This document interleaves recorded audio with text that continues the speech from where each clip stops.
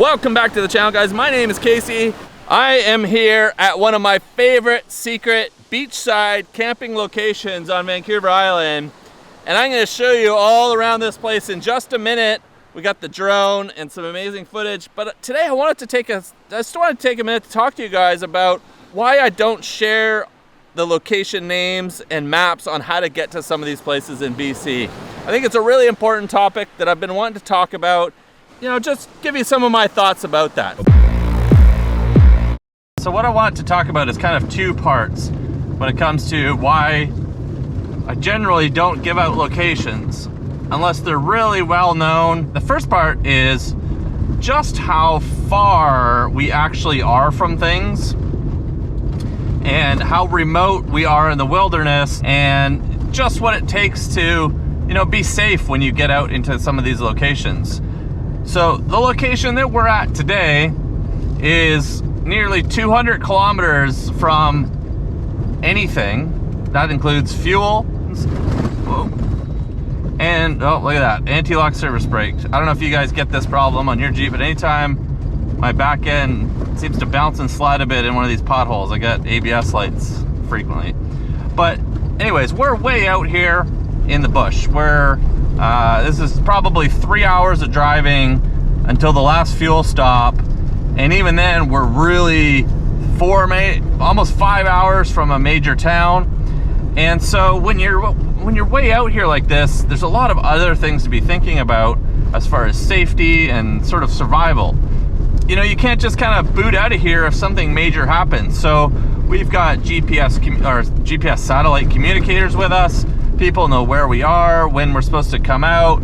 There's a lot of things to learn and understand before you come out on one of these trips or your first camping trip. And that's part of what I'm trying to do here on the channel, is give you guys information about gear to bring and how to navigate using things like map applications. Like I use Gaia Maps and map all my journeys, how to get route information, when the good times of the year are to be coming out. We're on that beach, and we understand what markings to look for where the tide is going to come up at high tide, so that we don't end up in a situation on that beach stuck or possibly in the ocean, especially camping in winter when there's a lot of storms, camping around trees, you know, concerns about trees falling over, cold weather gear, extra things to bring so that you're comfortable. But you know, you end up wet and freezing cold in the middle of the night. You can't just pack up your car and drive home. It would be very, very dangerous to drive out where we are. We're generally bringing extra fuel. I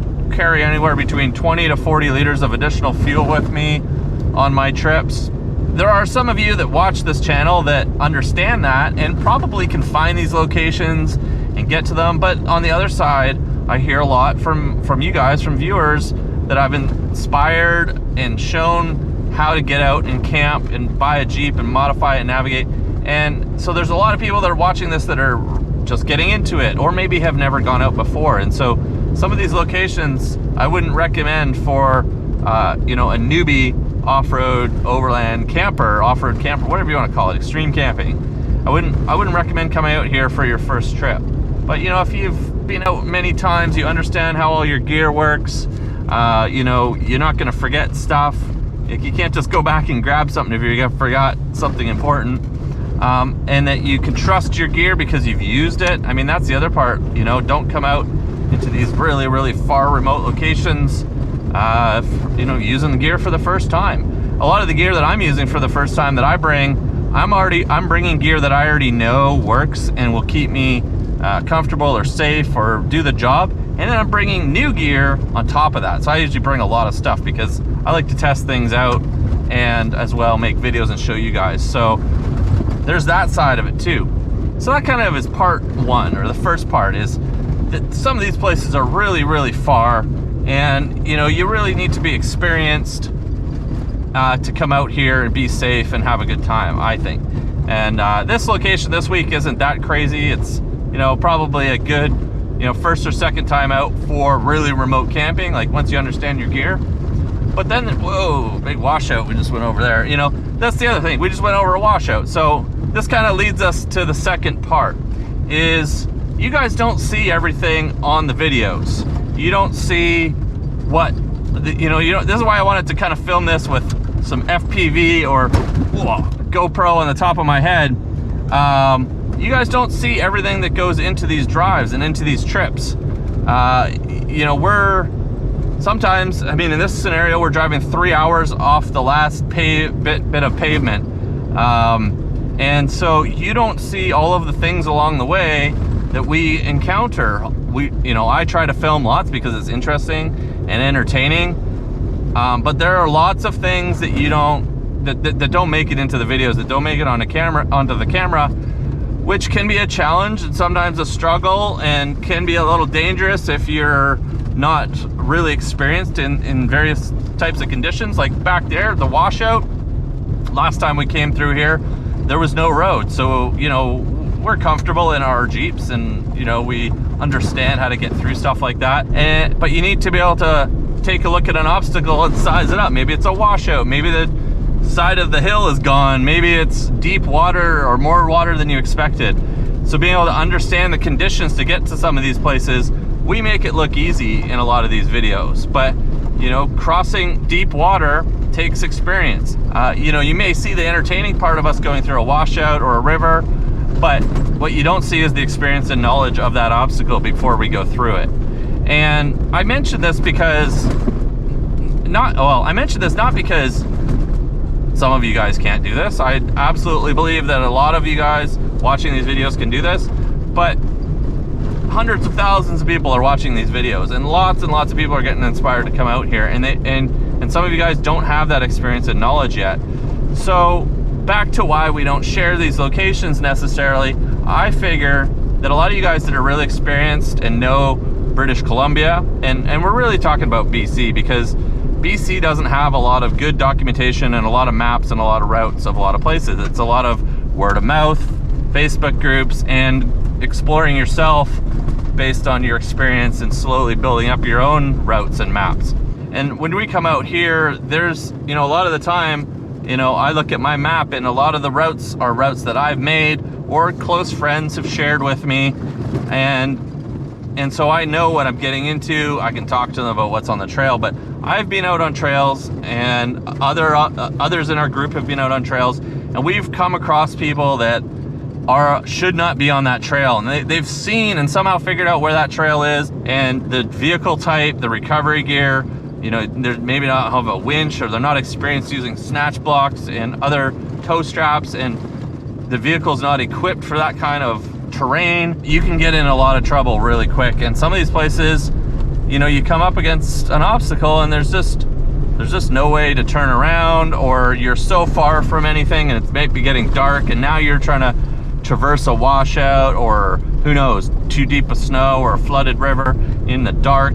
And we've seen other people out, other vehicles out, that watch the videos. They see how awesome and beautiful these locations are, but two things: that one, they didn't understand just how what else was on this trail and how much they would have to go through, but the camera dumbs things down a lot. And so what happens is you see our rigs going through, and you got to remember, my rig is heavily lifted, all the suspension's done, we got 37-inch tires, skid plates, high clearance bumpers, all that kind of stuff. So it looks easy. A lot of these obstacles look really easy to go through and not much challenge, and that you could come out here in a stock Wrangler or Gladiator or Tacoma or 4Runner, but then you get into trouble really quick because you didn't really understand the scale and complexity of some of these obstacles or issues on the trail. And so you can get into a lot of trouble really quick.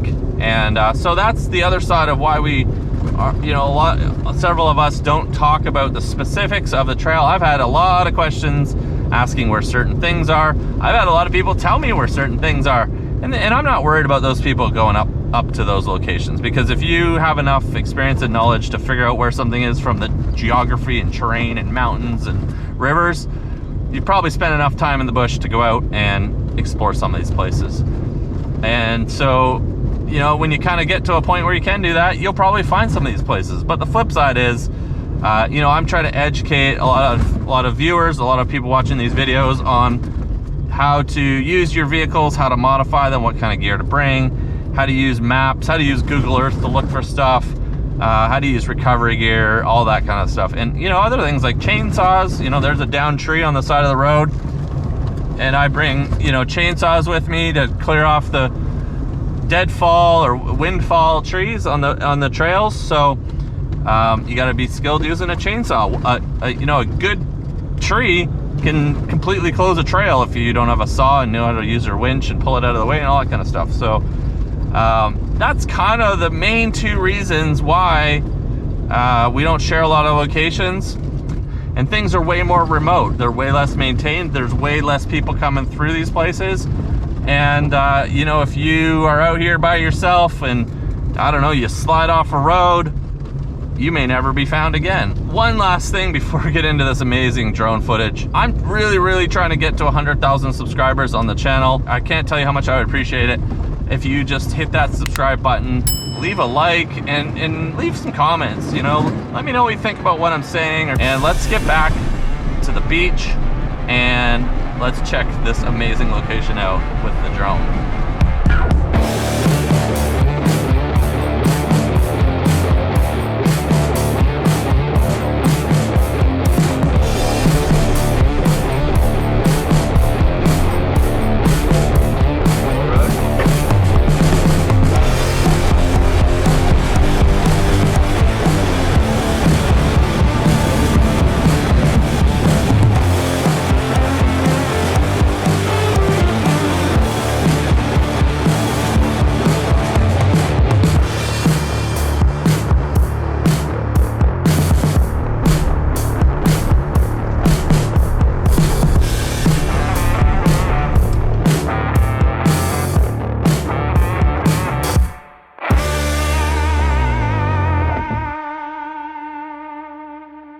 For lunch, John? Got some grilled cheese and tomato soup because you were talking about it last time we were out. So, look at those! Holy moly! Yeah, they are bacon garlic grilled cheese actually. Okay. Yeah. I need to add a ladle to the kit, I think. Whoa! And boom! Perfectly balanced. Can you put a fork or a spoon? Get your spoon. Yeah. I'm just gonna drink it right out of this bowl, I think. Yeah. Our front runner spoon from Modular X. Yeah, available at Modular X. I'll put a link in the description. There we go. All right. Now I gotta figure out how to turn this. Where's my chair? Oh no, my chair's over here. Look at this. Bacon grilled cheese sandwich with tomato soup and bacon and cheese on the side. That's ridiculous. Like I got soup all over my beard.